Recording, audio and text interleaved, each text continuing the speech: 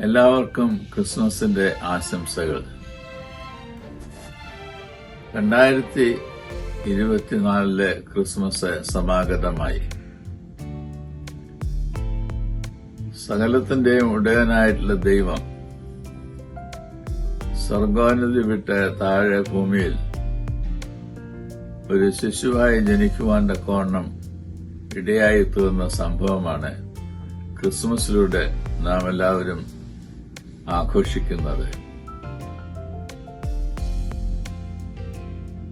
സർവ്വജനത്തിനും ഉണ്ടാകുവാനുള്ള മഹാസന്തോഷം എന്നാണ് ദൈവദൂതന്മാർ ഈ സംഭവത്തെക്കുറിച്ച്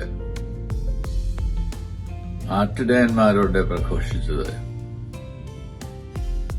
അപ്രകാരം സദ്വർത്തമാനം കേട്ട ആട്ടിടയർ ഉടനെ തന്നെ എഴുന്നേറ്റ് ബന്ധപ്പെട്ട് ബേത്ലഹേമിലെ പുൽത്തൊട്ടിയിൽ കിടത്തിയിരിക്കുന്ന ശിശുവിനെ കണ്ട് നമസ്കരിക്കുവാൻ തക്കവണ്ണം ഇടയായിട്ട് തോന്നും. വളരെയധികം വേദനാജനകമായ സംഭവത്തിലൂടെയാണ് ക്രിസ്മസ് സമാഗതമായത് എന്നത് ഇന്ന് നാം ചിന്തിക്കേണ്ടതായുള്ളൊരു വിഷയമാണ്.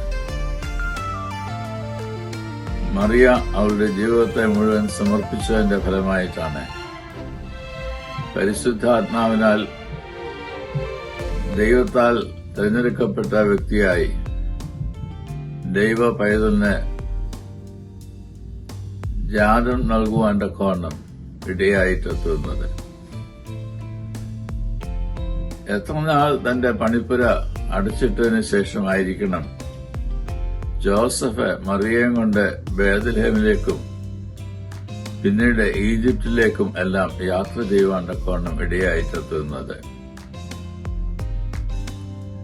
അഭയാർത്ഥികളുടെ പ്രവാഹം ഉള്ള ഈ കാലഘട്ടത്തിൽ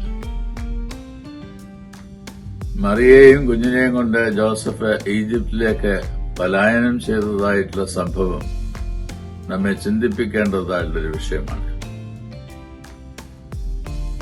ദൈവരാജ്യത്തിന്റെ സംസ്ഥാപനം സാധ്യമായിട്ട് തീരുവാൻ തക്കവണ്ണം ദൈവത്തിന്റേതായുള്ള പ്രവർത്തനങ്ങൾക്ക് ഇവയൊന്നും തന്നെ തടസ്സമായി തീർന്നില്ല എന്നതത്രേ സുവിശേഷമായി നമുക്ക് ലഭിച്ചിരിക്കുന്നത്.